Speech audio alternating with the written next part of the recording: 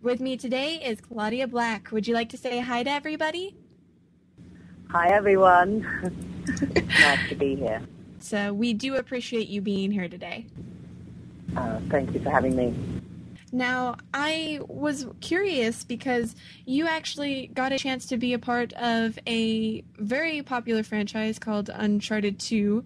And were you aware of the series before you began?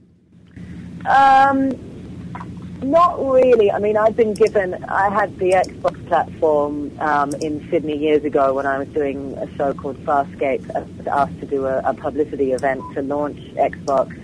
And we had to get up on stage and play against young kids and make it look like we lost, which was really hard. I hated that. I'm just kidding. It's not fair. I really won. And so my husband was thrilled that I came home. He was my boyfriend at the time, and he was thrilled and thought I was the best chick on earth because I came home with all these games and an Xbox that they kindly gave us. And I think he's had sort of equal, if not more, pleasure this time around, us receiving a PS3 and a swathe of games, but most importantly Uncharted 2, which I've actually been able to help him play after hours of sitting in the booth watching my character navigate her way around the game. And now, did you feel that you would ever become sort of this very sexual, sort of brave and strong character? Well, yeah, I mean, Chloe's definitely a sort of a modern interpretation of the femme fatale, I suppose. I've ended up, very fortunately so, in science fiction playing these very empowered, very flawed, but very empowered, unique women. And it's odd because the genre itself has also been given a lot of flack for, rightfully so, for really objectifying women, certainly in the past.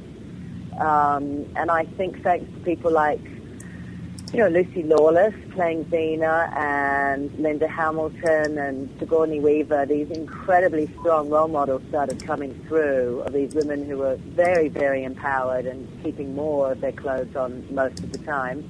And I really thankfully have followed in their footsteps. So it's something, these sort of roles are always the sort of roles I wanted to play, not necessarily ones that had such a sort of tormented sexuality, or as femme fatales often do use their sexuality for the wrong reasons.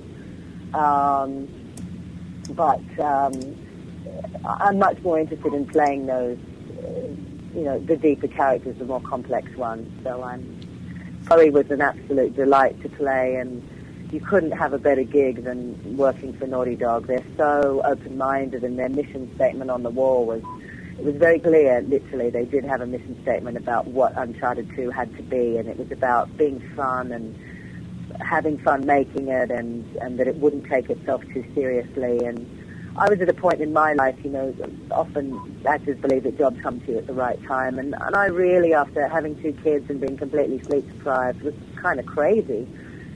Really had lost my mind, and I just wanted to get out and play and have some fun and not be too worried about, how I had to look in front of the camera and put too much pressure on myself to sort of get back in shape. And the beauty of this job was that it was a bit of everything. It was like theatre, film, and television all rolled into one.